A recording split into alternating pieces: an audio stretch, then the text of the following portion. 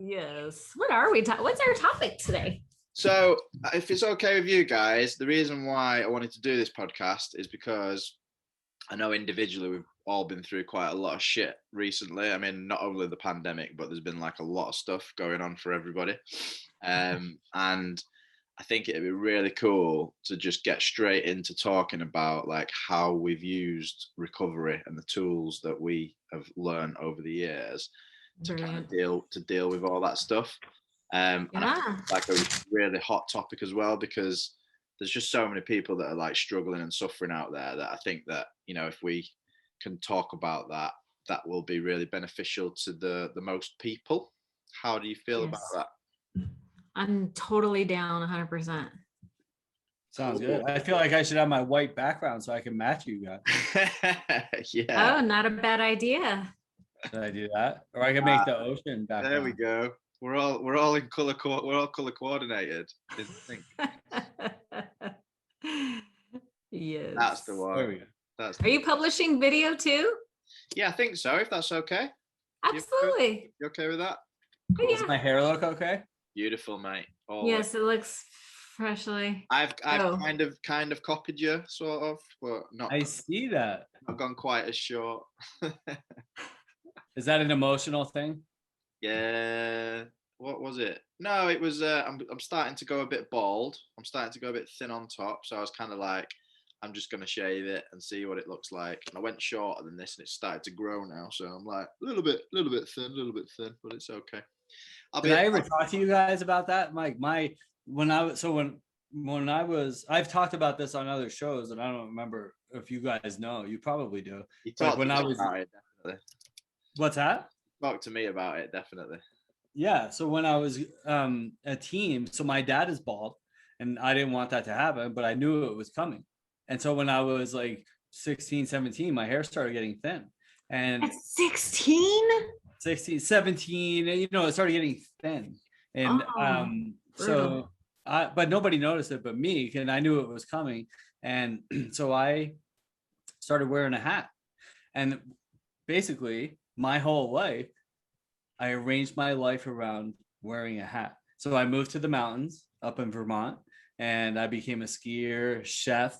I became a skier so I can wear a hat every day. I became a chef because I had to work so I could buy drugs and alcohol, so I could wear a hat in the kitchen.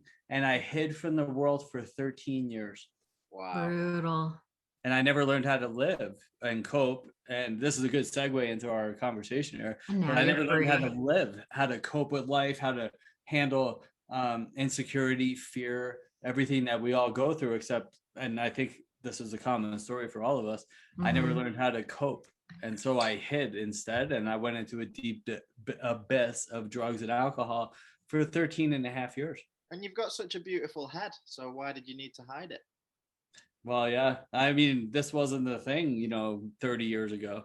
No, that's true. It's quite trendy to have a bald head at the moment. So you're lucky that you don't have a weird shaped head.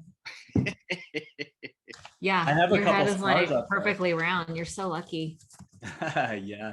Well, there was a couple of nicks and scratches and scars that I had from my wild years, and I had a couple accidents with blood coming out of my head and stuff. So you can't really see him from there, can you? No. I'm getting as close as I can. You're looking pretty clean there on the top. Do you want to kick us off, Dennis? Because seeing as you've kind of jumped into that, I mean, it'd be nice to hear what challenges have you been facing recently, and like how is your various programs and tools of recovery that you use, how are they helping you to overcome those things? Yeah, sure. Great question. I mean, well, I kind of just talked about it, but what happens is, and I was just talking about this with another client I had, was having a problem getting sober.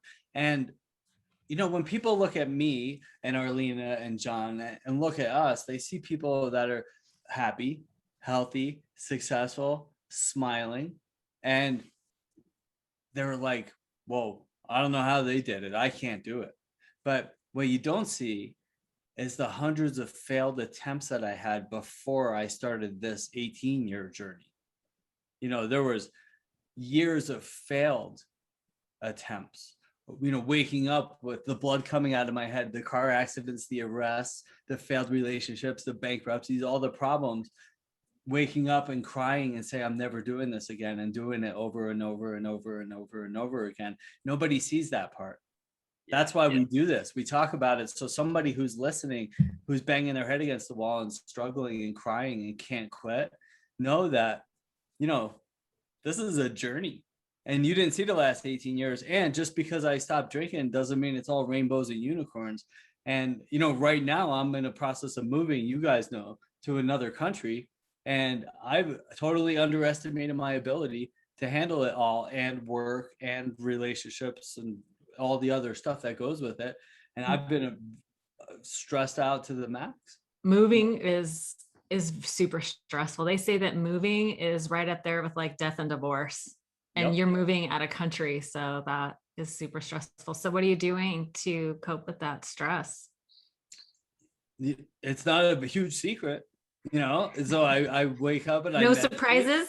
No, I wake up, I meditate. I don't eat a lot of sugar. I take care of myself. I go on really long walks, and I exercise, and I talk to people, and I do take care of all my responsibilities, and I reach out and talk. I have a coach too, and we just talked yesterday, and we come up with plans. All right, well, if I'm feeling overwhelmed, tired, angry, resentful, fearful, all the things that we all feel, let's work through that. Why do I feel that way? How can I feel differently? There's different techniques that we can use. A lot of them are centered around mindfulness and stuff. But do you guys know about like the Sedona method? What's the Sedona method? Never heard. It's really cool. And this guy wrote a book about it. And it's basically like, we're like grab an object, and we hold on to this object, a rock, a pen, or something that you can drop, and it's not gonna like, break. Don't grab like a wine glass or something. But anyway, so for multitude of reasons. Yes, don't grab a wine glass. But anyway, so off the table. Yes. So yesterday I did this. I grabbed a rock. I was sitting outside because I like sitting outside, and I squeeze it. I'm holding on it tightly, as tight as I can, and then I let go and I drop it. It's the same thing with our problems. Like we're squeezing, we're holding on, we're making it kill us, but our problems are not us. When you ask somebody, how are you doing? Say, well, I'm sad, I'm angry, I'm hurt, I'm fearful. But you're not. You might feel fearful, you might feel sad, or you might feel angry, but you're not those things. Those are just feelings that you can drop those and feel better when you want to. But it requires practice. Meditation is called a practice. So we have to practice doing it over and over and over again. And there's different tips like the Sedona method, which is really effective. And I just started really adopting it more. My coach started making me read into it a little bit more, and it's really cool stuff. But outside of that, it's the same shit we hear early on. It's like, don't drink, talk to other people. If you're in meetings, 12-step, go to meetings, meditate, eat well, take care of yourself, drink as much pure water as you can, and get through the next right thing. And all of a sudden, like, life unfolds in a positive way. And interestingly, that a point you just made there right early on in what you were saying about the failures, it's about not thinking that failure is a negative thing. Like so many people are just like married to this idea that, oh, I can't fail at that, I have to be perfect. Perfectionism is just a disease in itself, isn't it? And, absolutely. And going through these things and like a perfect example for me during the pandemic is I used to be a DJ for years, and I got back into my music. So, obviously loads of spare time on my hands. I'm listening to all my old music. I'm listening to all my old DJ mixes. I start listening to the music of all my old peers and friends, and and I'm getting really excited about it. And I thought to myself, do you know what? I'm going to do one thing that I never did when I was a DJ. I'm going to learn how to make my own music. So I bought all the equipment. I'm sat in my room hour after hour learning how to make this music, and and I'm like, it's driving me up the wall because I can't make music as good as the people I used to make music with. My productions are absolutely terrible. But I was like enjoying the process. But I have to be honest that kind of like I've failed, like I've kind of failed at it, because I've realized that unless I spend, hundreds of thousands of hours doing this thing, I'm not going to become good at it. I'm not going to be as good as I want to be at it. And that's okay. I'm just going to keep doing it as a hobby. When I've got a spare hour here and there, I'll just keep doing it. And to be able to accept that I'm not going to be, the next best, underground house music producer, or I'm not going to be as good as my peers that are still DJing and producing music, that's okay. And I never would have been able to deal with that previously. In my old life, it would have been, right, that's the worst thing that could ever have happened. I'm never touching it ever again. I'm selling all my equipment and I'm done with it. And that's that. It's, all or nothing. Oh, exactly. All or nothing. Now, yeah. I mean, that's the one thing that I'm working towards in my life in general, is walking that middle path. Just finding some sort of moderation with the things that I do. And I know as addicts and alcoholics, we really, really struggle with that. But I am determined. If it's the one thing that I'm going to prove in my life, it's that I can moderate certain things. Well, yeah, I mean, just having fun with it too is the thing, right? Just getting the pure enjoyment of having fun out of it. I over the pandemic, I found a hobby of cookie decorating. And I had no idea that you could get so sick with it. Like I was, obsessed with it. Yeah, I am weird, right? Yeah, to the point of I named my cookie I decided I have to have a cookie company. It's called Bite Me Custom Cookies, because they're all these super cute little cookies and everyone's like, oh, they're too pretty to eat. I go, they scream, bite me. So now I have a cookie company. How did that happen? It's that's how obsessive. That's all or nothing. The music. I already set up a record label called Recovery Music. I have like 100. I own like 100 domain name, about 100 domain names. It costs me like over $1,000 a year. Every time I'm like, it's like the squirrel thing. I'm like, every time I think of a new business idea, I'm like, buy the domain. And I've owned them. I've spent probably like $50,000 in domain names. Oh my God, it's ridiculous, right? The obsessiveness. And so for me, like I had to I have enough recovery in me that I was recognizing the obsession as it was happening. I was like, what is happening? Why am I feeling this compulsion? It's like a compulsion. I need to bake, I need to decorate. I like want to do all this. Part of it is like a creative outlet, which is super fun, but I was noticing an element of like obsessiveness. And in my mind, the purpose of obsession is distraction. It's like, what am I distracting from? Yeah. Right. And it's the feelings, like Dennis was talking about his way of managing feelings. And in my mind, I need to acknowledge and validate and process my feelings to resolution before I can drop them. I haven't gotten to the next level of Dennis's. I haven't elevated that high where I can just be like, oh, that's just a feeling. Yeah, I'm right. gonna drop it like a rock. No, like I do the rain meditation, right? Oh, and by the way, you said, how are we managing the during challenges and stuff? And so I'll share that my son is in rehab right now as of this recording, right? Yeah. And so the cookie obsession was happening before that. So maybe, and getting him to rehab was like a process, right? So there was some stuff going on, but like we're all entrepreneurs, right? There's just stress in life, right? Lots of things.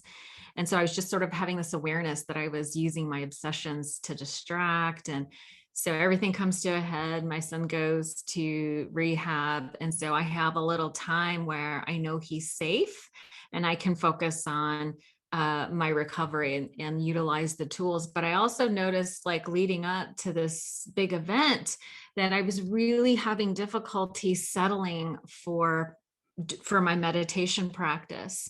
And what I know about myself is that I will do for other people what I will not do for myself. And so what I did is I just decided, hey, I'm going to invite some friends to do a morning meditation. And so I just created a Zoom meeting Monday through Friday. I was like, hey, if you guys want to, I have a women's group on Facebook. I was like, hey, if anybody wants to help me meditate, please join this class. And just and it's 20 minutes. And so what it is, it's the Wim Hof breathing exercise for 10 minutes just to help me settle and get in my body. It, for some reason, it like siphons off some of that nervous energy. And then the other 10 minutes, 11 minutes and 31 seconds to be precise, is the Tara Brach RAIN meditation, where so RAIN stands for recognize, allow, investigate, and nurture. And she calls it the reign of self-compassion. And I need some compassion right now because, as a mom, it's like, I look back and I'm like, what didn't I do? What did I do wrong? Like, did I cause this? I'm trying to control it, and then now I got to go to Al-Anon on top of everything else I have to do. But they're telling me, I know, such bullshit, Al-Anon. I hate Al-Anon. Yeah. I've been sober for 27 years and have attempted many times to go to Al-Anon, and I have not been able to submit because the tone I hear is one of self-pity and victimization, and that is something I don't tolerate in myself, so it's difficult for me to tolerate it in others. Got a solution to that problem, though. There is a fellowship that you may never have heard of, which I've joined recently, called Al-Anon? Emotions Anonymous. Oh, Emotions Anonymous. Yeah, he told me about it like a month ago. I hadn't heard about whatever. it. Honestly, Arlina, it is the answer to the Al-Anon problem, because I've been to Al-Anon as well, and I did not fit in because I just felt as though they were moaning about me. I know, right? And I was like, I'm sorry, but I am the alien in the room. Anyway, Emotions Anonymous, check it out. Okay. I will check it out. You'll have to send me a link that you go to. Unbelievable. I mean, and it's quite I'll check it out. big in the US. It's bigger in the US than the UK. I just wanted to very quickly speak to something that you said because about the obsession, because I had an epiphany the other night when I was driving my car, and it was around, the story I was telling about the music for me had become was becoming an obsession. And I'd been to an AA meeting and I'd shared in the meeting, and then as I was driving home, what came to me was, actually, I can't do anything that gives me that mental obsession. Like, it is got to be just completely off the table, because if I'm doing something that becomes obsessive, then it is essentially an addiction. And what we all know, what I know for myself with my addiction, is that it means that everybody around me suffers. So that's what I've started to look at. I've started to look at, what I actually can and can't do obsessively. But what about the whole moderation thing? Well, I have to look at the reasons why I'm doing it. So, like with the music, for example, there's nothing wrong with me spending half an hour or an hour here or there making music for myself for fun, if everybody else in the family is like entertained and and I'm not needed. But if I'm spending hours and hours sat at my music, specifically writing a specific type of music to get it signed by labels and to become the next best thing, then that's obviously not healthy. And similarly with the food, like, I can't sit there and eat chocolate. Like, chocolate just leads to more and more chocolate, more and more chocolate. But if I'm out with the family and they're having an ice cream and everybody's enjoying an ice cream, there's nothing wrong with me enjoying an ice cream, so that's what I'm talking about with the moderation. It's like, just because I've had an ice cream with the family doesn't mean I then need to come home and eat 4 more ice creams and a box of cookies. That's kind of what I'm going for. Now, some people in recovery say, well, that's not possible, because as soon as I eat the one ice cream, I eat the next and the next and the next. But for me personally, that's not my experience. Like, I don't necessarily do everything full on an addict. It depends on the circumstances and why I'm doing it. But I think that is that goes back to what is beneath the compulsion. Like, what is the stress about, right? Because I noticed that once I started, so I decided to go to a meeting every day. I started meditating Monday through Friday in this group, and I have noticed that like the obsessive part of the cookie decorating thing, the baking and all, and the my God, it's so thing. It's a thing. Once like, I haven't baked in like 2 weeks. Like, you know, and I decided, Are you well, going to BA? Bakers Anonymous. I have a coach too, and he was like, I like it's the creative outlet. He's like, I like that for you, but how about put it in a container, like just, you know, Friday afternoon, Saturday morning, Sunday, just the weekend, right? Like on non-work days. Moderation. Huh? Moderation. Yeah. He was like, put it in a container, like put some parameters around it. And if you find that you're, feeling like that compulsive, like it feels different when it's like the compulsive thing. Cause I like to watch TV while I do it too. So I am fully checked out. You know what I'm saying?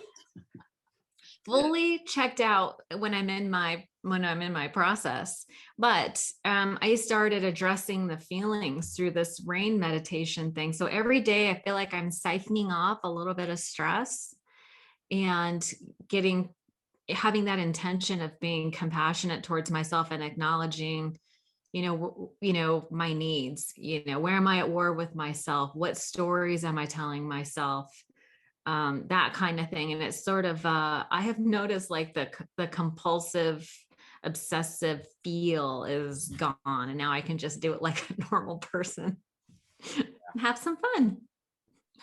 Yeah, I mean, it's definitely about what we're avoiding, isn't it? Like Dennis and I have spoken about this like many, many, many times about, what are you avoiding? What are you avoiding? What are you avoiding? And like for me, I think the important thing there is pinpointing what it is for you that you're avoiding, because it's different for each individual, isn't it? And what I've kind of found is that what I tend to be avoiding is always the same thing. Like there's a deep rooted disease, Yeah. that is essentially not being addressed, that's coming out in the obsessive behaviors. And a lot of the time with me, I don't know about you guys, but a lot of the time with me, it kind of comes down to, I think probably the word shame would sum it up, but I think it comes down to this dissatisfaction with not achieving what I think that I should have achieved. Yeah. Like not good enough, bad. Yeah. But I have those reoccurring themes too. Yeah, there's like a specific thing, like it might be different for each of us, but like with me, it's kind of, I should, good, but I should have been, a professional DJ. I should have been a good husband to my first wife. I should have been X, Y, Z, and it's kind of that when those feelings start to bubble up just randomly, rather than me just sitting with them and just kind of feeling it, really. Or question it, like, is that even really true? Yeah. Like question your thoughts. Yeah. How about you? Did I steal your thunder, Dennis? Is that what you were gonna say? No, I mean, you already said it. You said those stories. Are these just stories I'm telling them? Remember, I have a real technical term for it. It's called bullshit stories we tell ourselves. Yes. Yes. And it's just being aware. And, I was thinking, Arlina, when you were saying like I'm totally checked out, I'm doing that, or baking cookies and watching TV. There's times for that. Yeah. But is that what I'm doing? Or am I avoiding feeling? Me and John used to spend a lot of time together talking and coaching and doing whatever. And then he's like, I'm taking some time off of self-help. This was like 6 months ago or so. Yeah. It was around Christmas time, I think. And he's like, we can't hang out anymore. He was like breaking up. Did he break up with you? Do we need to devote some time to that? It was really funny. He's all sad. He's like, I'm not doing any self-help. I'm not going to meetings. I'm not doing any stuff. And so all or nothing is what you're saying. No, right, that's not quite true. That's not quite true. I didn't stop going to meetings. I just stopped the self-help. The reason why it happened was because the work that Dennis and I did together achieved what I wanted to achieve, in the sense of good. I got my book published. There was a lot of good things that came out of the work. But what I found was I was almost becoming obsessed about doing the work, and I was I realized that I don't spend enough time just chilling and relaxing. So the last 6 months has kind of been a process of me learning to, like this evening, for example, I went for a lovely walk with Adele, and then when I got back home, I had an online EA meeting, but before that, I had a nap for 20 minutes, and I never ever nap. Like I'm not a napper, and this has become a regular thing now. Whenever I get the opportunity, I don't go and sit down and make some music or write a book, or I just chill. I meditate or I sleep, and this is a huge thing. It's like a self-care thing for me. So that's kind of why we broke up. I needed more time. It was about me and it wasn't about you. It was about me, not you. No, I love it. I think it was great. And the message there is like, sometimes we need to just be, sometimes I need to be Dennis and you need to be Arlina and you need to be John and you need to bake cookies or eat chocolate or do whatever. But it's like, but take a look at what you're doing. Am I harming my health? Am I hurting my family, anybody around me? Am I avoiding? We said the avoiding. It's a distraction. A lot of these behaviors are distractions. And then another thing I wanted to talk about, what you brought up, Arlina, is like, is the distraction piece. And you need to feel your feelings, because am I baking cookies because I don't want to feel? Because that's the same thing I did with drinking, right? And people don't see it. I mean, that's like going deep into sobriety here, but I mean, that's the truth. I can overdo. I love to exercise, but I can exercise for 3 hours, and what am I avoiding something? Sometimes I am.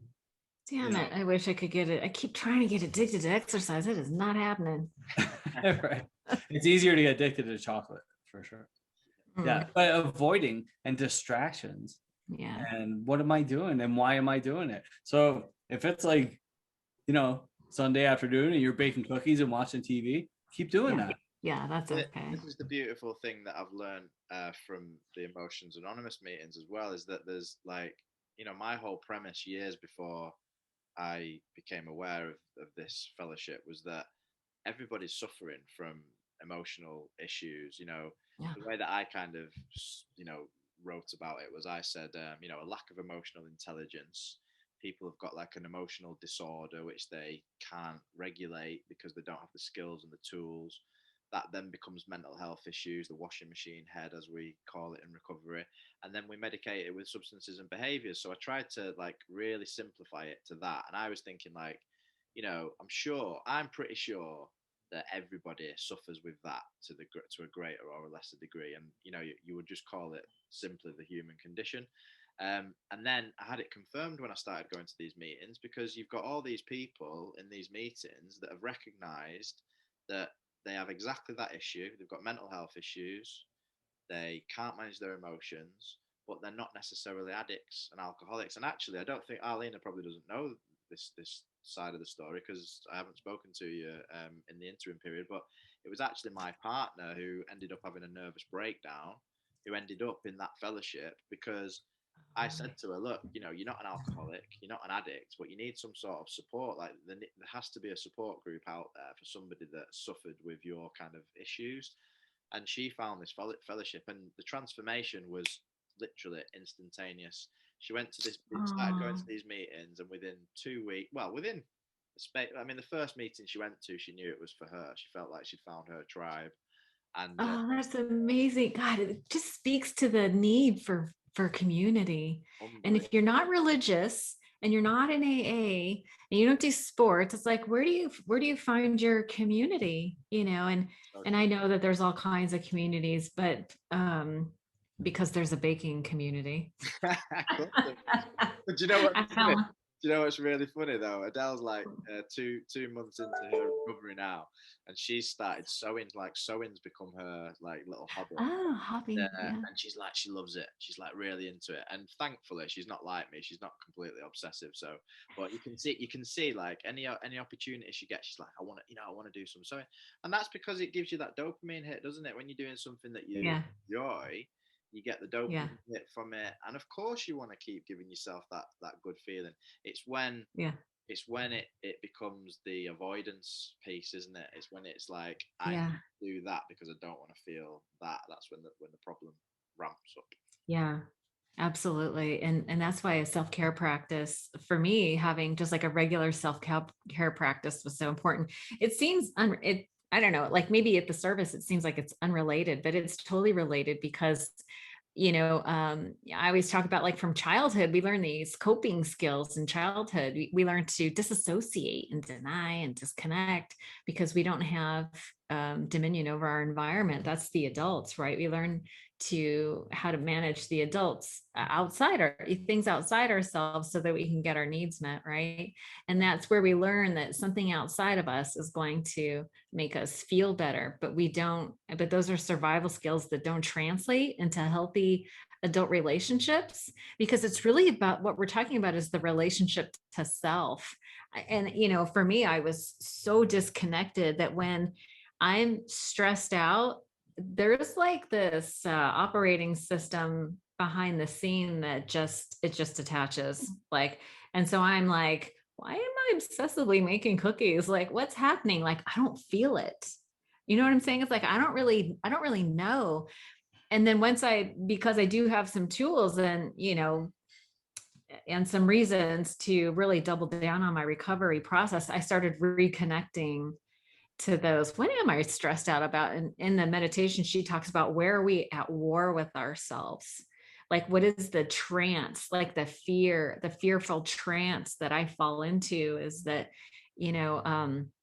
that something is wrong. Like I'm at war with myself. I'm at war with someone else. I feel like that something should be different than it. Like I'm not in acceptance at all. Right. And so the whole thing starts to heal when I just sit quietly and reattach to my feelings and offer myself some compassion and process my feelings to resolution. Like I don't live there. Like I spend 10 minutes, but I acknowledge, validate my feelings, then move the fuck on. Right. Like I don't live in self-pity. I try not to anyway, but you know what I'm saying? And then I move on and get on with my day. My default is happy. And when I process my feelings, I can go back to being my authentic self. That's like right. an incredible tool, though. I mean, to be able to acknowledge your own feelings, that's the reason why we go to these fellowships, isn't it? Because we express our feelings and then other people acknowledge them. So to be able to go that one step further and have a level of self-acceptance and self-awareness that you're gaining now through this process, and sounds like you've got basically when you do it, when you practice it, that's unbelievable. That's like, in my mind, that is enlightenment. Like when you hear of someone who's enlightened. Oh, I'm enlightened. Is that what you're saying? Not quite yet. Not quite yet. But like the premise of someone who's enlightened, whether that's true or not, I don't know. But the premise of it is exactly that. Because what I've read from like the gurus and the mystics is that ability to be able to do exactly what you're saying, is to acknowledge their own feelings. They don't react then to those feelings. They just respond to them in an appropriate manner. And if you've got the ability to do that with every single feeling that flows through your body, then you are a next level human in my mind. So you're getting there.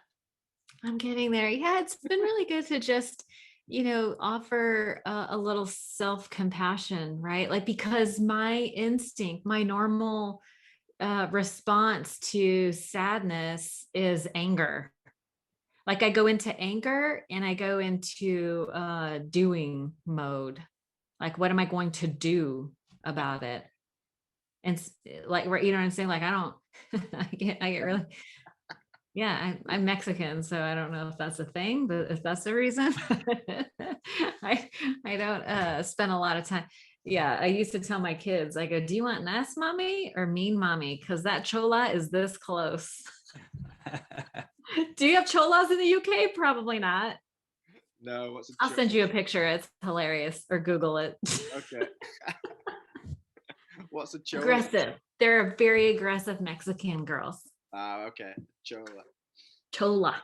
Yeah. I will go chola on your ass. Bad idea.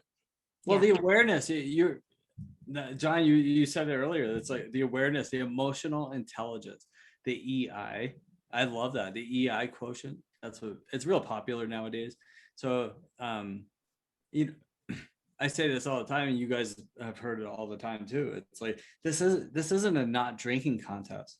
And when you start realizing that if you're somebody who's listening to this podcast right now who's struggling and thinks if I just start drinking, everything's going to be great and all that stuff, or I can't stop drinking, I don't know what the hell to do. This isn't a not drinking contest. We want to stop drinking and then put healthy behaviors in place, because drinking is just another harmful behavior, just like overeating, eating chocolate, or baking obsessively instead of facing what it is we're supposed to do. That's just a harmful behavior.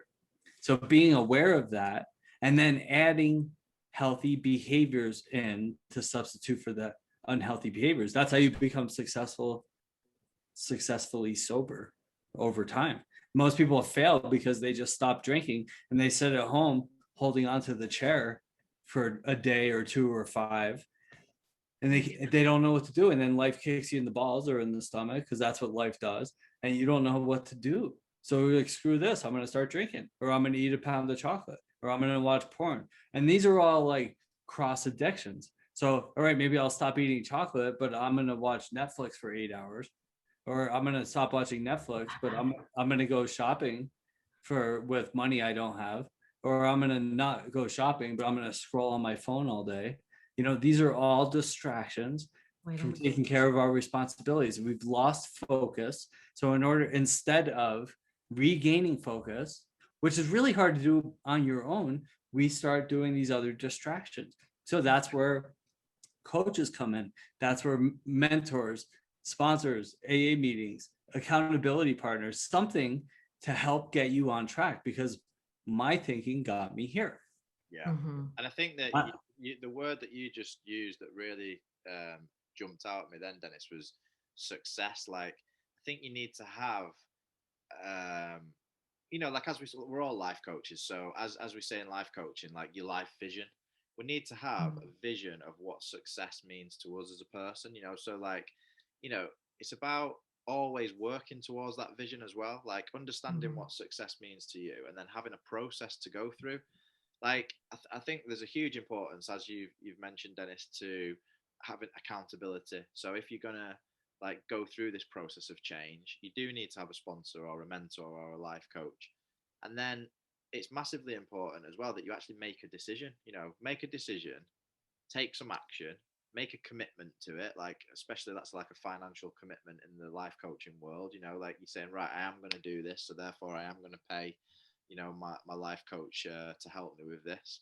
And there's got to be a massive element of self-analysis as well, because if you're going to change, you need to understand yourself, don't you? You need to understand what makes you tick, like what are your negative attributes, what are your positive attributes. And I think also for me that one of the key points as well to change, and that we certainly learn in 12-step fellowships, is there has to be an element in your success that helps other people.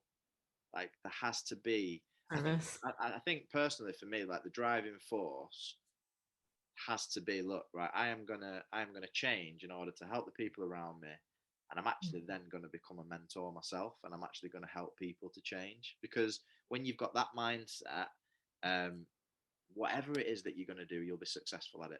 If you've got the mindset that you're doing this to help other people, you're going to be successful. I believe, anyway.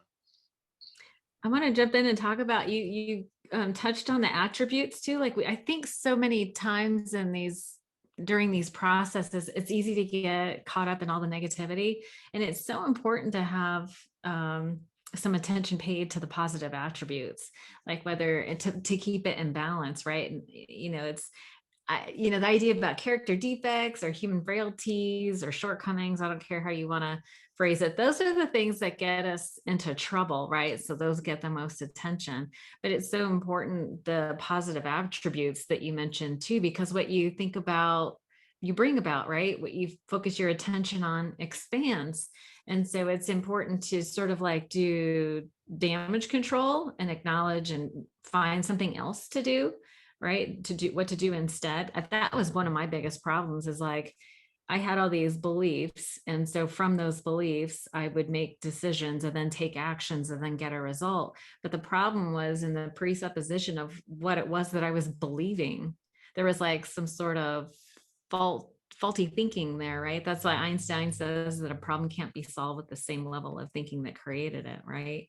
So So it's good to, challenge our thinking, right? But then also, where do you want to go, right? What is that forward facing vision? What something that gets you excited to pull you forward? We have plenty of, like, the carrot and the stick motivators. Like, we have plenty of stick.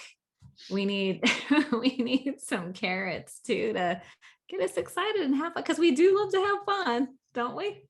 Yeah, yeah. Yeah. I think when you look at it in kind of 12-step terms, it's very easy, isn't it, initially when you first join a fellowship, because the vision that you want is you want to be sober, or you want to be clean. It's quite simple. I just want to be clean. I just want to be sober.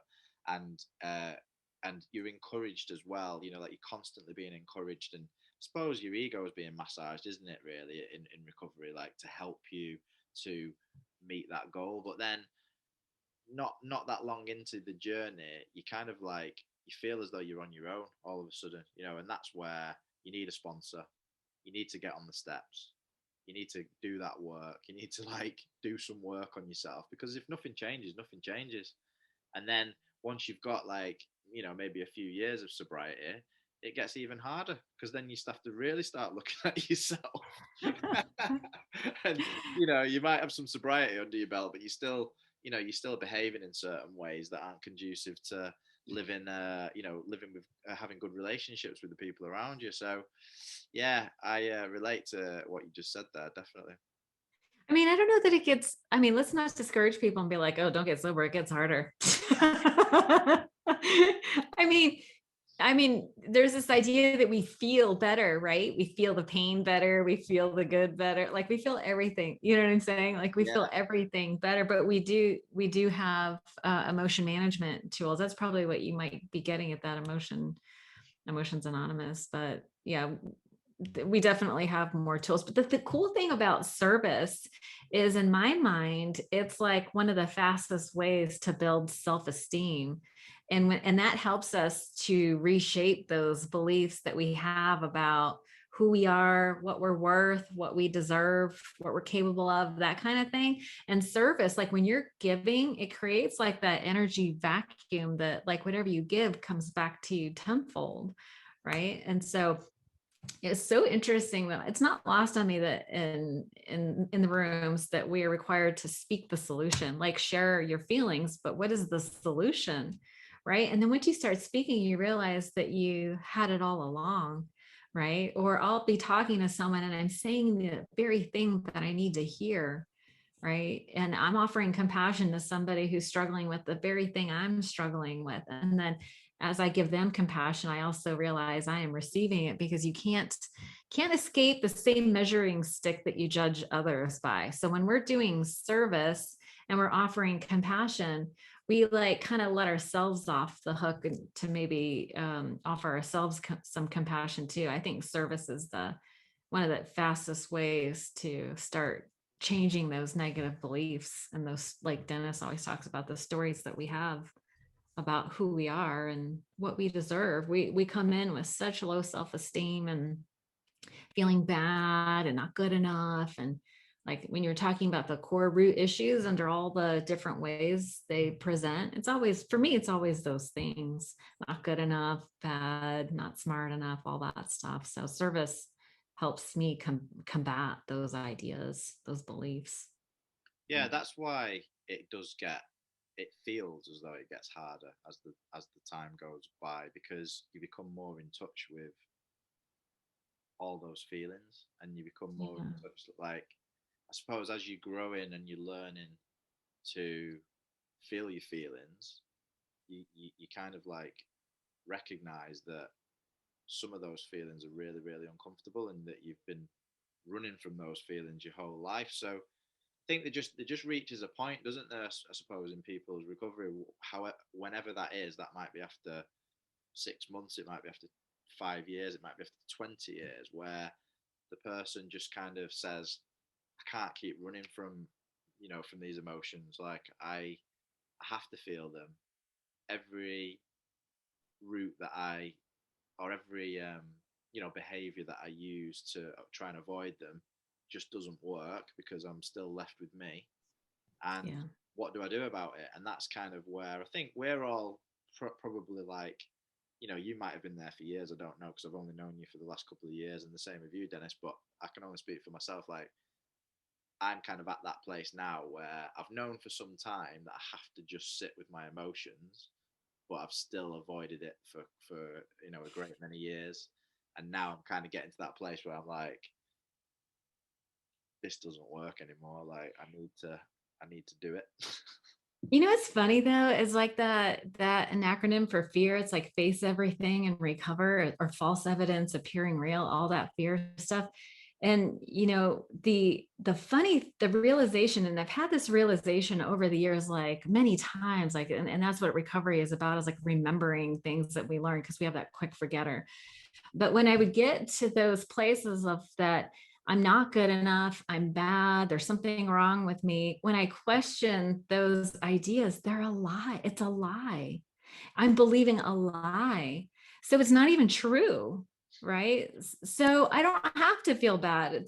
It's like, oh, that's right, I'm just in this trance. It's not even true, but it's just those old beliefs. We have this negativity bias. It's like our brains are or confirmation bias. It's like I made a decision about who I was when I was a little girl, and then only look for evidence to support that, not consciously. That's just how it went down. Something bad would happen and be like, it's because I'm an asshole. It's like, it's because I'm bad, or I'm not good enough, or something's wrong with me. And so it's like, oh, there it is. So it takes a long time to undo that. But I have had these moments of clarity when somebody who loves me and goes, oh, that wasn't even true. You weren't responsible for what happened to you when you were little. And I was like, oh, you're right. You know what I mean? And then it's like, oh, I'm not bad. And so I just have to keep coming to that realization. So yes, in recovery, we do feel these things better, but that's why we have support through a coach or a sponsor or somebody who goes, oh, by the way, just a reminder, that's not even true. It's like, oh yeah, that's right. So yeah. We're doing like, and this is like heavy stuff. This is like really deep shit. This is really incredible stuff. Like everything that you're saying is like awesome awarenesses. And then there's people, I had this kid the other day in the sauna, and by kid, he's like 25 or something. But wheeled. I know. So he's like, Dennis, because he knows me and what I do and stuff. And he's like, do you have any advice for somebody starting out? And I said, ask for help. Ooh. That's my one big advice. And people ask me on podcasts all the time, like same type of question.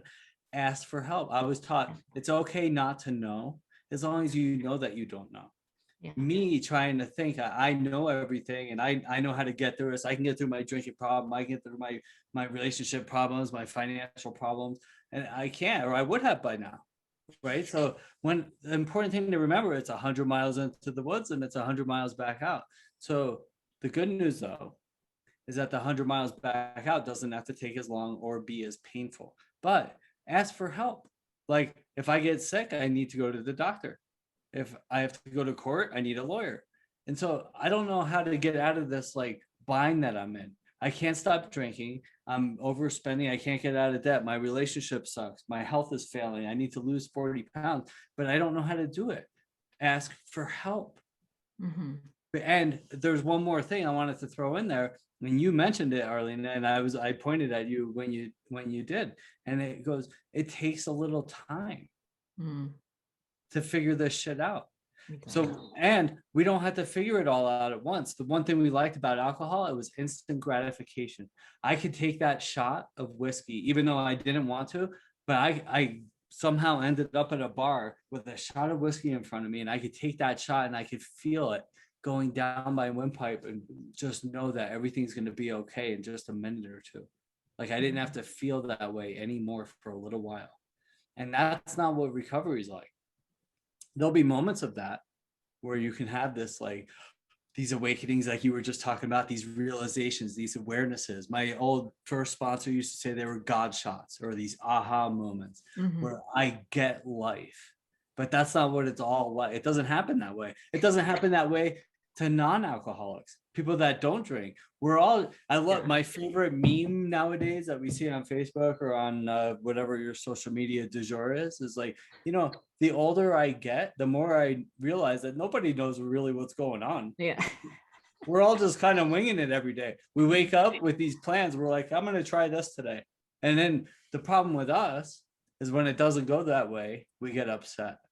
Right? Right. Some people it doesn't go that way. And they're like, interesting. Well, let's change that tomorrow, but we don't do that. I'm like, oh my God, the world's going to end. I'm going to get drunk. I'm going to watch Netflix. I'm going to do all these things to avoid feeling my way through that. Right. Yeah. And that takes you back to the failure thing, doesn't it? That's like not being able to deal with failure. If you understand that failure is just a part of life and it's just lessons to learn. I think the other thing I'd add to what you said then as well about asking for help is once you've asked for help, actually take it. Yes. Because the amount of time. Take action. Yeah, the amount of times that somebody's suggested, I suggest that you do this. And I go, oh, that's a really good idea. And then I don't do it, and my life just continues in exactly the same vein as it was before. You have actually got to take the action, like you said, Arlina. Yeah. Cause and effect. And that's what I'm a science girl. I love the idea about cause and effect, right? It's not personal. Like the whole self-esteem thing, it's not our fault, right? Like but when it's not an addiction, it's not your fault, but it's your responsibility, right? Like once you yes right, that is awesome. That's exactly right. Have you coined that line yet? Because you've said that many times. Is it yours or is it come from no I like that. There's very few things that what is mine, that if it was in a bottle, a bag, or blue jeans, I was doing it. That is my line. You need to have that on your gravestone. Oh, that would be hilarious. But it's not my fault, but it's my responsibility. Yeah, it's not my fault, but it is my responsibility. Yeah, that's that. If you don't get anything else out of this meeting today, if you're is that it? That is it. Absolutely. It's like pull up your big girl pants and ask for help. Do something different that might work, because what you're doing isn't working. You know what the crazy thing about asking for help is the mainstream thinking that asking for help is a sign of weakness, but it's actually a sign of strength. It takes so much courage to ask for help because nobody wants to expose their ugliness to the world. Like, oh my God, I'm ashamed, I'm embarrassed. But my sponsor told me that recovery is about recovering our whole selves. Yes. Right. The good and the bad. And I remember she kind of threw down the gauntlet. She said, can you love your unlovable parts? And sometimes the answer is no, but sometimes I'm like, maybe I can find compassion for the behaviors that I did out of not knowing what else to do or forgetting to do what I know to do, right? There's that. Everybody has that opportunity in the morning. You first wake up and you stand at the crossroad. Am I going to do my self-care practice, or am I just going to answer that one email? Am I going to just do that one thing? Or like the kids are demanding my time, the dog's barking, there's a notification on my phone. There is a moment where I'm at the crossroads and I can choose what happens next. Do I do my self-care first, or do I just indulge my impulse? And I have indulged the impulse enough times to know that somewhere along the line that day, I'll be like, damn it, I should have done my self-care, because now I'm paying the price because I don't respond well. Like, we talk about responsibility. I don't respond well when I haven't done the self-care part first. It's super important to me. I just wanted to add to that as well, because there's another addition to that, which is don't put yourself under loads and loads of pressure when it comes to doing those things that are good for you.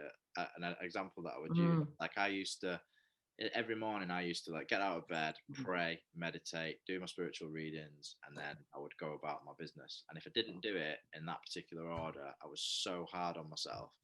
And now I have a family and I have a dog, and in the first thing that I do in the morning when I get up is I have to tend to the family. I have to tend to the baby. That's the first thing. I have other family responsibilities that require my attention usually. And then when Adele kind of takes over from me, I've got the opportunity then to come upstairs, pray, meditate, do my readings, have a shower, and kind of like start my day then. And it was a real hard transition for me that at first, because it becomes so ingrained into me that I have to do it this way. And that's what, Yeah. what I was talking about before, where I real like with Dennis, I said, you know, I'm just sick of being hard on myself. Like I need to give myself a break. I do need to do these things, don't get me wrong.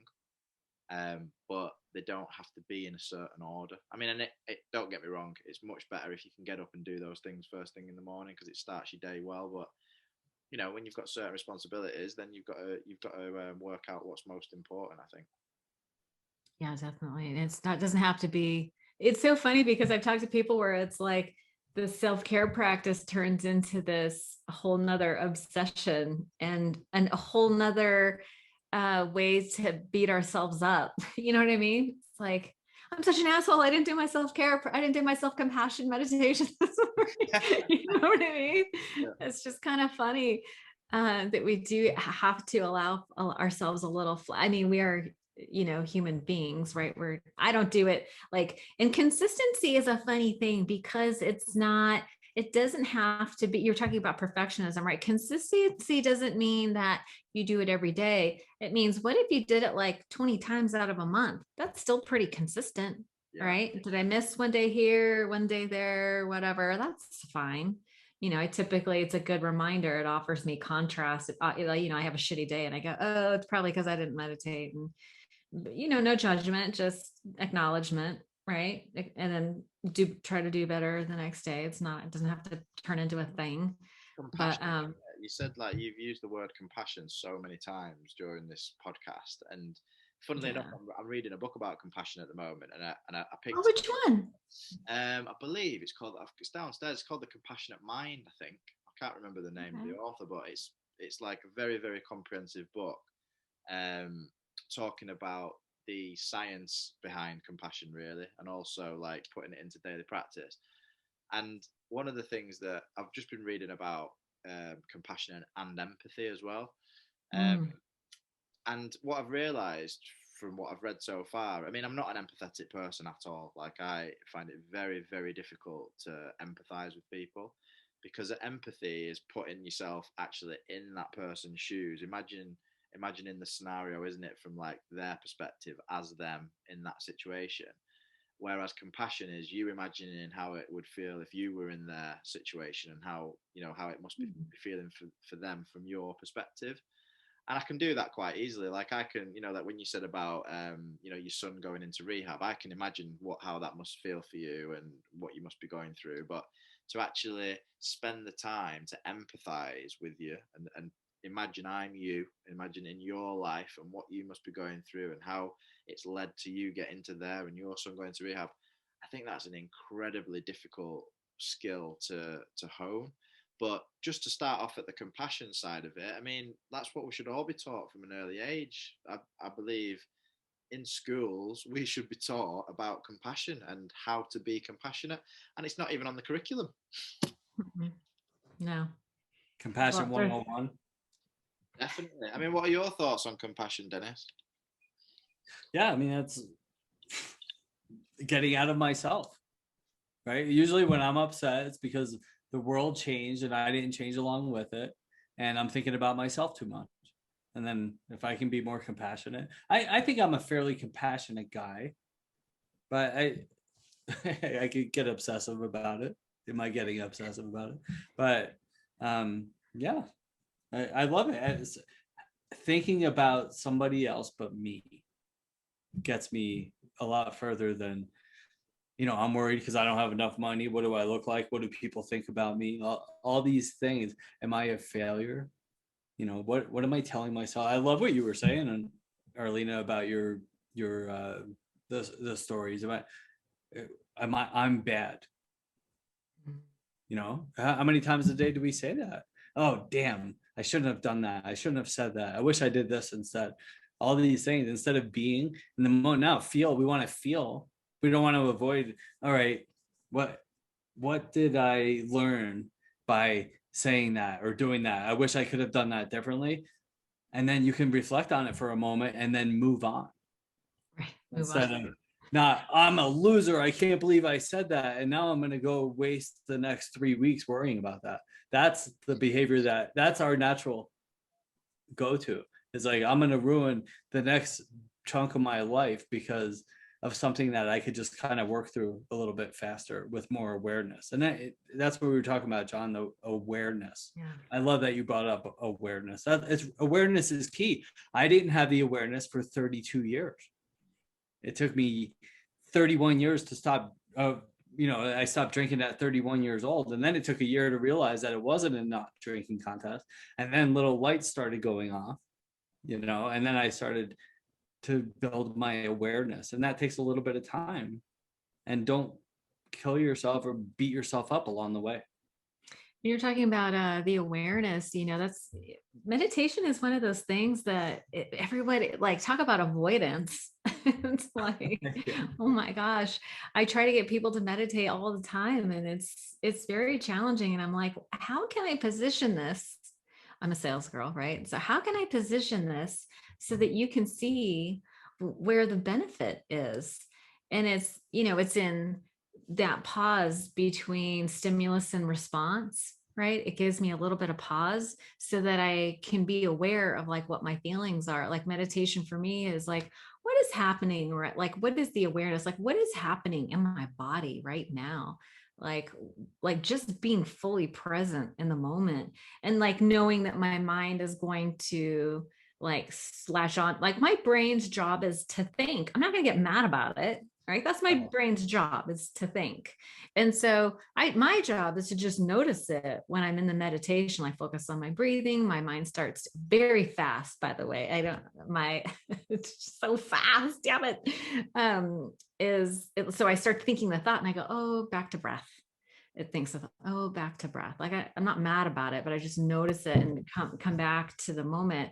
And that meditation practice is allowing me to have the awareness, like in the moment, that I have a choice in how I'm going to respond. Like for me, that's what the gift of the awareness is that, oh, I can respond differently, but I just need that practice and slowing my brain down a little bit so that I can notice that moment where I have the choice to respond differently. It's tricky. Yeah. And so you've been sober for 27 years. And my guess is you weren't working on this much before that. Right. Awareness. Right. So it takes time. Like we build that over time, right? We have to give time. That was one of my early bumper sticker things that made a lot of sense to me. We have to give time. So I'm not going to learn it all at once. Everything you're talking about is like real wisdom. Listen, I've been sober a long time, but I'm talking about meditating for 10 minutes. Yes. You know what I mean? Like I've talked to people who can meditate for an hour, and I'm working on 10 minutes. If I do 10 minutes, I'm like, woohoo, I'm a badass. But it's painful. I mean, the reason why people avoid doing it is it's painful. Like I remember when I first started meditating, which was I think around 2015, I couldn't meditate for any longer than 30 seconds to a minute. And what I recognized quite quickly was because everything that we've been talking about, I couldn't sit with my emotions. My emotions were too painful. And there's a quote, I'm going to murder it, but it's something along the lines of, all of man's problems are due to an inability to be able to sit alone in a quiet room on their own. And it is absolutely the truth, because once you develop that ability to be able to sit alone in quiet, in solitude, and feel those feelings and not have to. I mean, I used to, like, you must have had the same experience where you, like, 2 minutes into your meditation, you're like, you've got to get up. Like, oh yeah, I'm done. I can't. That's exactly why I started meditating in a group. Yeah. Because that's the whole, I will do for others what I want. I've been so restless, so unwilling to sit with my feelings and process them to resolution, that I needed support. I needed support. I needed a reason. Like I'll do it for you. If you were like, I need to meditate for 20 minutes, I'll be like, let's do it. You know what I mean? Well, in 2018, which was what, like it was about 3 or 4 years after I started meditating. I went on this silent meditation retreat, which I've spoken to you both about before, I think. And it was like 10 days. You were meditating for a minimum of an hour at a time, and it was in total silence for the whole time. And I can honestly say to you that, like, definitely by about day 2 or 3, your mind doesn't slow down; it ramps up. It, like, the thoughts go, it just gets crazier and crazier and crazier and crazier, and the fantasies get like more in depth, and it is just total and utter madness. And and obviously, like quite a few people left the course because you 10 days. Yeah, so, like, I was like, fucking hell. people were leaving after like 2 days, 3 days, 4 days, 5 days. Anybody that got past the 5th day, they were the people that kind of made it to the 10 days.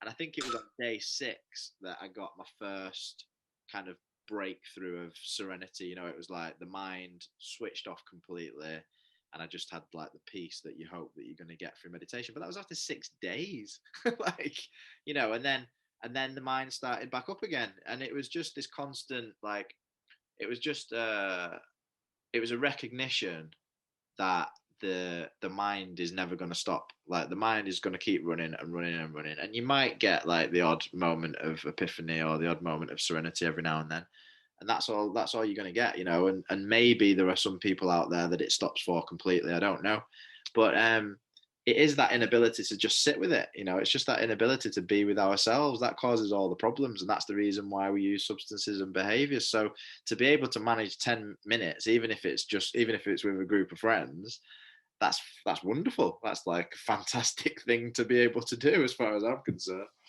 Yeah, and celebrating the wins is a new thing for me. Like, I'm an achievement junkie. Like, I love a to-do list that you can, but what my tendency is to look at what I didn't do at the end of the day and be pissed about it. You know what I mean? And so I've had people be like, you know what, let's look at the things that you did do. Let's celebrate the wins, because that sort of encourages like rewiring the dopamine reward system, right? It's like, let's start what you focus on expands, right? So let's start focusing on some of the wins too. Positive reinforcement. Yeah. Definitely. Yeah, and one last thing is with the meditation thing, and we were talking about our thoughts. They keep going. They never stop. Our brain's doing what it's designed to do, which is to think, ultimately to protect us. But the idea of meditation, and I've said this a bunch, but the idea of meditation is not to control your mind. It's to not let your mind control you. Genius. Yeah, I mean, we're not going to stop our thinking. The only way to stop our thinking is to no longer be here, is to die. Yeah, that's when our thinking stops. Yeah. So it's like, just don't obsess. Like you said, I obsess about the things I didn't do, or I did wrong. Yeah. And what about celebrate the wins? I did these 10 things really well today. That's why one of the exercises I give to my clients, it's called the 4 and 4 exercises. The four things I did well today, and 4 things I could have done better, or were 4 things where I fell short. So where I fell short, it's like we can find out patterns of behavior. If I'm falling short on the same thing over 5 days, then maybe we should talk about that, or maybe that's something we should work on. But then there's these 4 things that I did well each day. Before I go to bed, I could be like, you know what, maybe I fell short here, but look, I just crushed these. I did really well. I exercised today. I drank a bunch of water. I ate well. I was good with my spouse, my relationship. What I did a good job at work, whatever it is. We're not just a big bag of walking character defects. Right. There's like some good shit in there too, and we need to acknowledge that. Definitely, yeah. Goes back to just concentrating on those attributes, doesn't it? Listen, it's been an absolute pleasure talking with you today. I'm conscious of the time. I know that you're both busy in your lives, and I always ask this question. I've already asked you on my podcast, but I'd like you to just answer quickly. What does life in recovery mean to you guys? For me, it's about emotion management. Right? Like recovering my whole self. And you're right. I'm obsessed with self-compassion these days. So that's learning to balance that out. Thank you. And what about you, Dennis? Yeah, you said the key word is emotional sobriety. How am I responding instead of reacting? Am I happy today? If not, then how can I become happier tomorrow? Emotional sobriety. Yeah. And I'd echo that. I'd say an ability to kind of respond to your emotions rather than react to them is what you gain from doing this work, you know. And I feel blessed that I've met you both through this podcast, and you know, it's been a wonderful conversation. So I'm hoping that we're going to do it again. I've decided that I'm going to have another break for the summer. I'm closely approaching episode 100. I think this is number 96 or 7. So when I hit the 100 mark, I'm gonna have another break for a few months and then get back to it. So yeah, you might not see much from me for a while. You're my brothers from another mother. And so I'm so happy I got to meet you guys too. Sister from another mister. That's right. Cool. No, it's been a pleasure. Thank you very much for joining me. It's been wonderful. Yeah. Peace out and speak to you both soon. Sounds good. Bye, Loxley. Bye.